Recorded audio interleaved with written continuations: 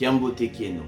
Welcome back to our chronicle series, KUTUTUKIDI, where we are finding out about the real God to whom we have turned our back as the black people.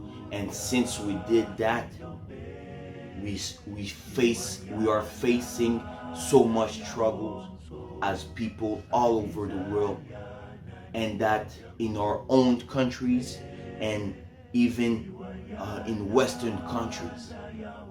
In our own countries, we are still dependent to Western countries, and in those Western countries where we immigrated, we are still facing systematic racism. And in this series, we are finding out about the God Kimbangu, to who we have turned our back. But even though our chronicle series has a gospel aspect to it, the main goal is that we can at least discover who Papa Simon Kimbangu is.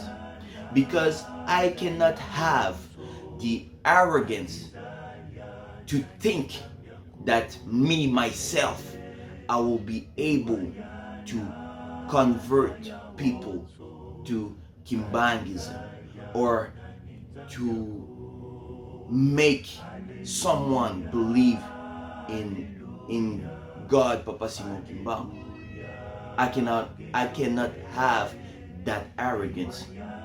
I believe that the same way that God closed the heart of pharaohs when Moses had the mission to deliver the people of Israel from slaverism in Egypt.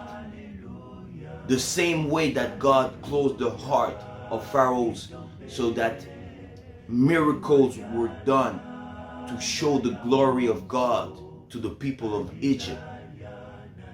I believe that the same way God can open our hearts so that we can believe in Him, so that He can reveal His true identity to us, so that He can reveal to us who is Papa Simon Kimbangu.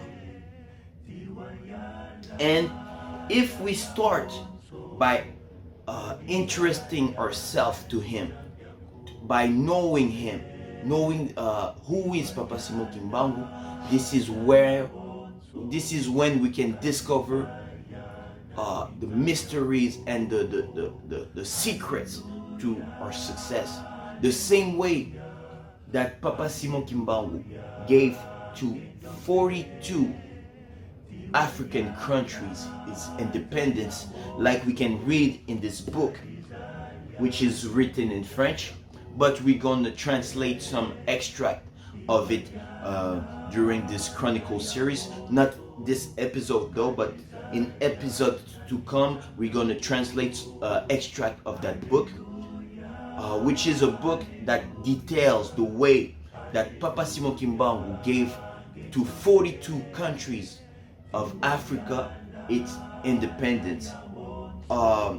In those 42 countries, you have Algeria, you have Botswana, you have Ivory Coast, you have Libya, you have Ghana, you have Nigeria, you have Rwanda, you have Tunisia, and you have Zambia, and many more. 42 in total. And this is the main goal of this series, is that we can at least interest ourselves to know who is Papa Simon Kimbangu, to know his teaching, to know his prophecies and his messages, so that the same way that he gave those 42 countries their independence is the same way through the teaching of Papa Simon Kimbangu, we will be able to obtain, because he said in 1921 that African countries will be independent. But he also said in his prophecy that for the beginning, those countries will run at the benefit of Western countries, until the day that African countries will have a spiritual independence. Then we will start to truly be independent. That message can get to each of us, so that we can find a path to obtaining that true independence. But like we said, in this series, we want to show that the God to whom we have turned our back is Kimbangu.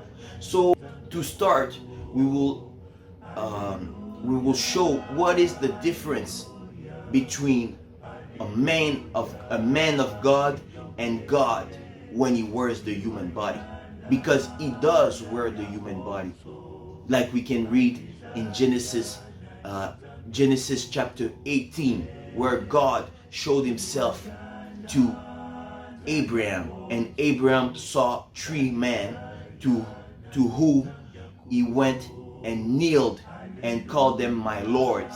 He washed their feet, and he had his wife cook for them, so they ate food. God came, the Holy Trinity came on earth, and they wore the human body. So there's a difference between God when he wears the human body and the man of God. We will talk about that, because people can say, yes, Papa Kimbangu did miracles, but we see other prophets, other men of God do miracles as well. So how come should we call Papa Kimbangu a God? Because the difference between a man of God and God when he wears the human body, a man of God can do miracles if God gave them the power.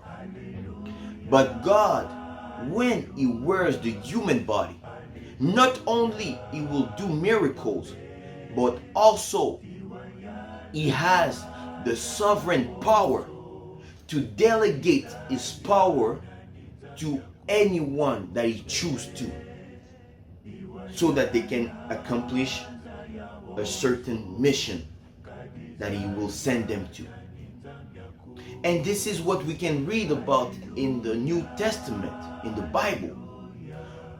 Jesus Christ delegated some of his power to his apostles, to his disciples, his 12 disciples, the John, the Matthews, and all of them.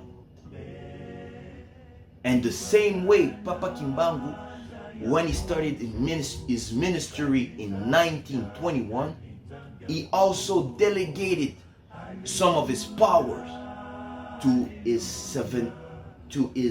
seven disciples, who were Tomasi Twalani, Pierre Ndangi, Paul Manika, Teresa Mbonga,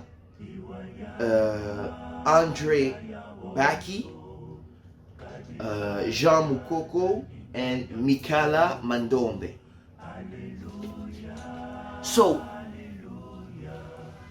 Papa Kimbangu delegated some of his power to them, and the Mama Mikala, the Papa Pierre were also resurrecting the dead like he did.